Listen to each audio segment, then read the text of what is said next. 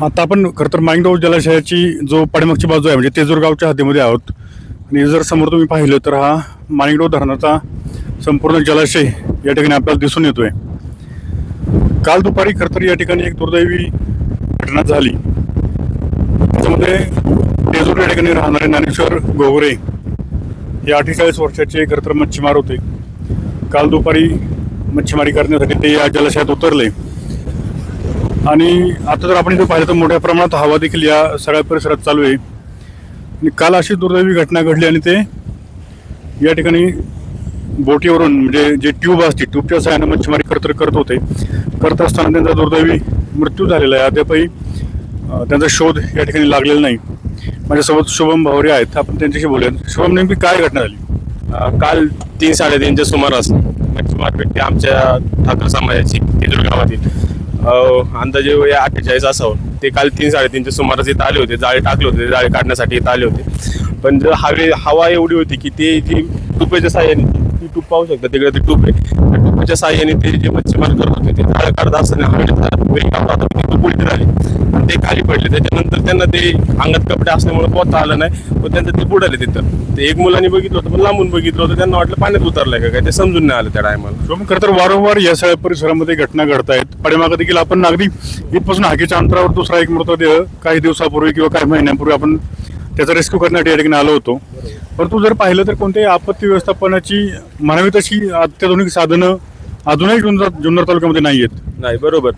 आपलं जुन्नर तालुका पर्यटन तालुका म्हणून ओळखला जातो. 2016-17 अंदाजे त्या टायमाला जुन्नर तालुका पर्यटन तालुका म्हणून घोषित झाला. पण जो पर्यटन तालुका म्हणून घोषित झाला त्या पर्यटनाच्या दृष्टीने जुन्नरमध्ये अजून पण तशी साधन सामग्री नाही की जर एखादे आता जर इथले स्थानिक लोक जर एखादे बुडाले, आता समजा तो व्यक्ती बुडाला, आता 24 तास व्हायला आले, तरी देखील बघा ही घरची मंडळी अजून देखील त्याची वाट पाहत आहे की त्यांना माहिती आहे आपल्या घरातला कुटुंबातला व्यक्ती गेलेला आहे, पण तो भेटणं गरजेचं आहे. याच्यासाठी अजून पण ते इतर डोळ्याचे आस लावून बघतात की आपला माणूस आत्ता बाहेर निघून. मग आज जुन्नर तालुक्याकडे जरी जुन्नर तालुका पर्यटन तालुका जरी असला तरी पण जुन्नर तालुक्याकडे म्हणावं अशी साधन सामग्री नाहीये. एखाद्या इमर्जन्सीला आता समजा ही बोटीने काय करणार आहेत, फक्त वरच्यावर येणार आहेत. अजूनपर्यंत या बोटीने मी बघितलं तालुक्यामध्ये एकदा देखील मृतदेह बाहेर काढण्यात आलेला नाही. जेव्हा मान डिकम्पोज व्हायला सुरुवात होईल त्या टायमाला वरती उपून येतो, तेव्हाच मृतदेह वरती येतोय. अतिशय दुर्दैवी खरं तर घटना आहे. कुटुंबीय आपण जर पाहिलं तर पाठीमागे बसलेले आहेत. जर एखादा व्यक्ती या ठिकाणी बुडाला तर 3-3 दिवस हे सगळे कुटुंबीय असेच बसून राहतात आणि ज्यावेळेस नैसर्गिकरित्या तो माणूस वरती येईल तेव्हा खरं तर ते मृतदेह त्यांच्या ताब्यात मिळतो. अतिशय कुठेतरी दुर्दैवी घटना ही सगळी खूप दुर्दैवी घटना आहे आणि ही आमच्या गावातली जवळजवळ 2 वर्षातली दुसरी घटना आहे. खरं तर हे असं मरण कुणालाच नाही यायला पाहिजे, कारण कुटुंबियांना देखील आपल्या घरातला माणूस गेलेला त्याचं दुःख झालेलं आहे. पण कुठंतरी मला तालुक्याबद्दल बोलायचं म्हटलं तर अजून देखील मला काय म्हणायचं, आज या ठिकाणी स्कुबा ड्रायव्हर पाहिजे होते. यंत्रणा 24 तास होऊन गेले तरी अजून काहीच यंत्रणा नाही. जर 10-11 वाजता जर रेस्क्यू टीम येत असेल ते तरी काय करणार, त्यांच्याकडे साधन सामग्रीत नाही, ते काय करणार आहेत वरून. स्कुबा ड्रायव्हर असते, पाण्यात उतरले असते. मी म्हणतो गेलेली व्यक्ती परत येणार नाही, पण ती कुटुंबियांपर्यंत मिळून देण्याची जबाबदारी आहे की नाही आपली. ते मृतदेहाची विटंबना होणार नाही. खरं तर शिवजन्मभूमीची रेस्क्यू टीम आहे ती प्रत्येक ठिकाणी काम करत असते, परंतु त्यांना देखील काही खरं तर मर्यादा आहेत. या तालुक्यामध्ये स्पीड बोट असेल, ड्रोन असेल किंवा स्कुबा ड्रायव्हर त्यांनी जो उल्लेख केला ते जर असते तर काही तासामध्ये खरं तर मृतदेह या ठिकाणी सापडला असता. आणि अशा पद्धतीनं थोडंसं कुटुंबियांना दाखवा, अशा पद्धतीनं त्याच्या कुटुंबियावर या ठिकाणी बसून आपल्या माणसाचा मृतदेह कधी सापडतोय हे पाहण्याची वाट खरं तर ह्या कुटुंबियावर आली नसती. आज 48 वर्षाचे ते युवक आहेत, व्यक्ती आहेत, त्यांच्या घरातले सगळे या ठिकाणी आस लावून बसलेत की कधी आमचा माणूस या ठिकाणी वरती निघेल. शुभम, खरं तर अत्याधुनिक साधन सामुग्री जी आहे ती या तालुक्यामध्ये असणं अत्यंत गरजेचं आहे. तुला काय वाटतं? 100% आज 5-5-6 धरणं असलेला आपला तालुका आहे. या तालुक्यामध्ये जर अजून देखील 10 वर्ष होऊन गेले पर्यटन तालुका घोषित झाला तरी अजून जर ही साधन सामग्री तालुक्यात नसेल ती सगळ्यात मोठी शोकांतिका आहे. आणि प्रमाणात पर्यटक या ठिकाणी येतोय, 100% परंतु सुविधा मिळत नाही. सुविधा मिळत नाही. उद्या एखादा पर्यटकच गेला आणि आपण पाहिलं होतं मागच्या वर्षी वडस धरणांमध्ये देखील असाच पर्यटक बुडाला होता. ज्या टायमाला ते डिकम्पोज व्हायला सुरुवात झाली त्या टायमाला तो मृतदेहावरती आला होता. म्हणजे जरी पर्यटक आले तरी त्यांची देखील अशी विटंबना होती.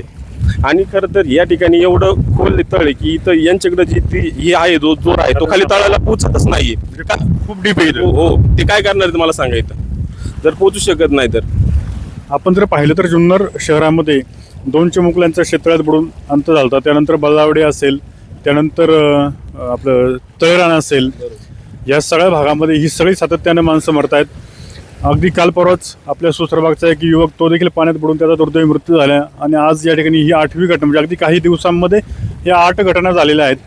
प्रशासनाला जाग नेमकी कधी येणार?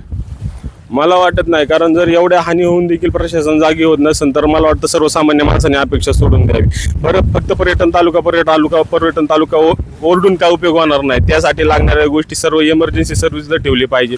मला काय प्रत्येक आज जर आपण बघितलं तर माणिकडो धरणामध्ये या धरणाकडे सेपरेट यांची म्हणून एक बोट सुद्धा नाहीये. ही शोकांतिक आहे. जर उद्या एखादी इमर्जन्सी वेळ आली या धरणाकडे, यांची स्वतःची बोट पाहिजे की नाही एखादी, यांना दुसरीकडनं मागवावं लागतात. म्हणजे ही सगळ्यात मोठी शोकांतिक आहे. म्हणजे या इथल्या आदिवासी लोकांच्या जमिनी गेल्या या धरणामध्ये आणि याच लोकांना ज्या टायमाला यांच्यावर वेळ येते तेव्हा यांच्या वेळेस कोणती साधन सामग्री जर उपलब्ध होत नसेल तर यापेक्षा मोठी शोकांतिका काय तालुक्याची.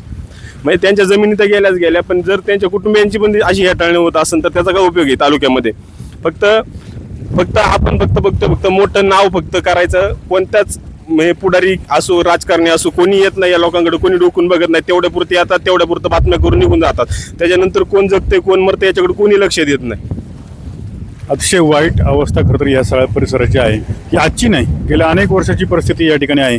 आम्ही अनेक बातम्या खरं तर या सगळ्या परिसरामधल्या कव्हर केलेल्या आहेत. ज्यावेळेस एखादा युवक म्हणा किंवा कोणी महिला किंवा एखादा सामान्य माणूस या ठिकाणी धरणामध्ये बुडतो आणि 3-3 दिवस खरं तर त्याचे नातेवाईक या ठिकाणी धरणाच्या काठावर बसून आपल्या माणसाची खरं तर वाट पाहत असतात. ही परिस्थिती आजची नाही, गेल्या अनेक वर्षांपासून ही परिस्थिती आहे. परंतु ही परिस्थिती बदलण्यासाठी कोणत्याही राजकीय व्यक्तीने आत्तापर्यंत पाठपुरावा केलेला नाही, ना ते मनावर घेतलंय. जर मनावर घेतला असतं तर परिस्थिती नक्कीच अशी नसती.